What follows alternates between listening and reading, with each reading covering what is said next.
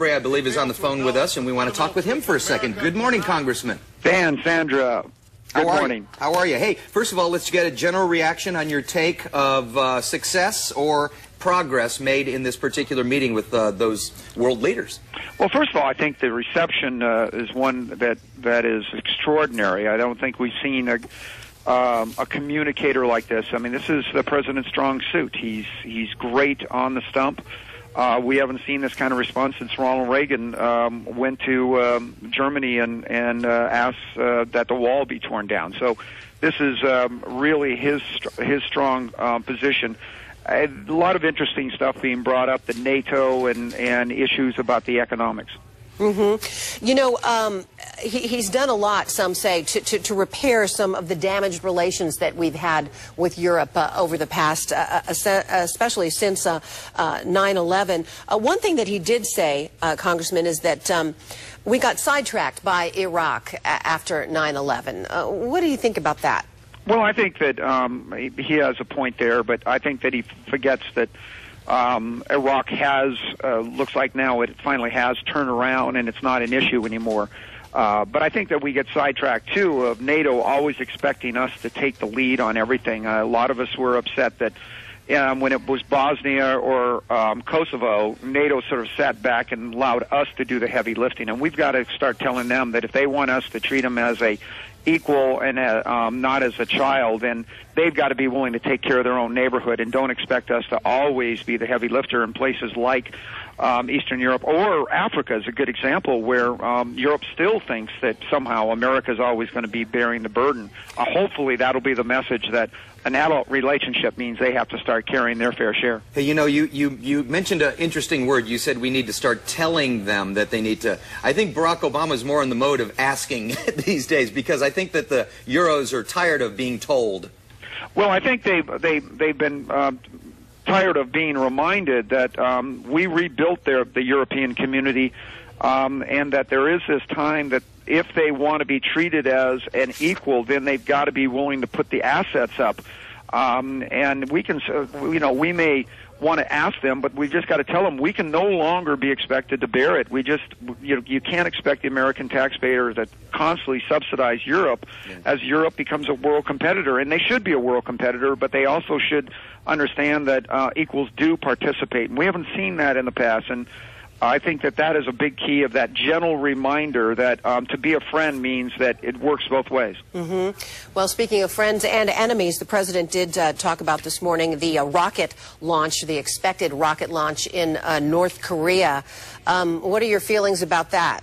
Oh, look, when you're working with somebody who is as crazy as the dictatorship in North Korea, this is one of those situations where sadly, rational, adult kind of interchange isn't going to be very functional. You're talking about a guy who's starving their population out so he can develop weaponry to basically use an extortion game. And I think you just got to look at people like Japan, who are asking for Star Wars technology to be able to defend their island from attack from North Korea. Yeah. That's something we should be concerned about. Yeah, but it's kind of nice that we do have Japan that is willing to work with us to shoot these guys out of the sky, though, isn't it? Oh, absolutely. And I think Japan now is having second thoughts about their military issues, and that maybe they are going to need to spend more of their money at defending their island. And again, here's people that have become accustomed to always depending on the largest of the taxpayers in America rather than drawing on their own resources to make sure they've got enough to protect their island. Hey, one other interesting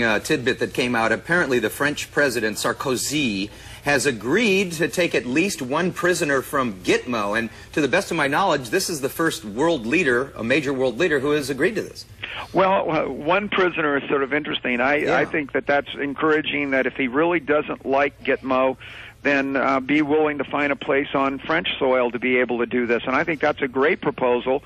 I think that if we take that and we multiply it by a couple hundred, we've got an answer to the problem. I think that he's got to recognize that. I do take exception to a Frenchman telling me what American standards are, but outside of that, I think at least it's a beginning. And one prisoner is a step in the right direction, and if he's willing to take a couple hundred, I think we ought to sit down and work with him on it. Let's ask you about the new unemployment numbers. They just came out this morning, 8.5%. I guess it was no surprise. They were expecting them to be big, but 663,000 jobs lost.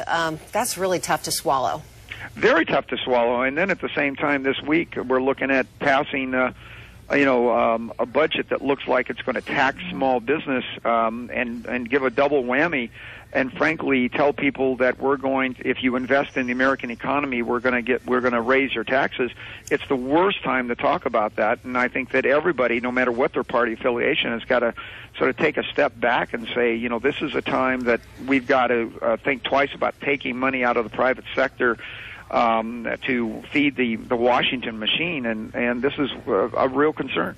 Hey, one other question, just sort of aside. This tobacco bill that you voted on, did you vote in favor of FDA regulation of tobacco? Yeah, I did. Yeah. I actually did. I don't think it's going to be the panacea that a lot of people believe in. I think everybody thinks that somehow we're going to solve it overnight. But I watched my father, when I was a sophomore in high school, watch my father die from tobacco consumption, and I just think that it ought to be recognized for what it is.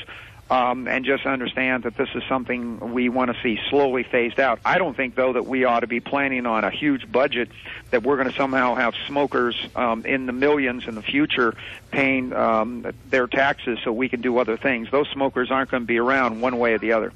That is true. Congressman Bilbray, a lot on the table right now, a lot to think about and talk about. We appreciate your time and sharing your thoughts with us this morning. As always, thank you, Sandra, and good luck, Dan. Thank you. All right. See you later. Talk to you again soon. I think he meant good luck with the waves. Is that what he meant? Yeah. He's hoping that I get some good waves. They haven't been very good lately, no, have they haven't. And so speaking of weather and waves, it's a little misty out there this morning inside.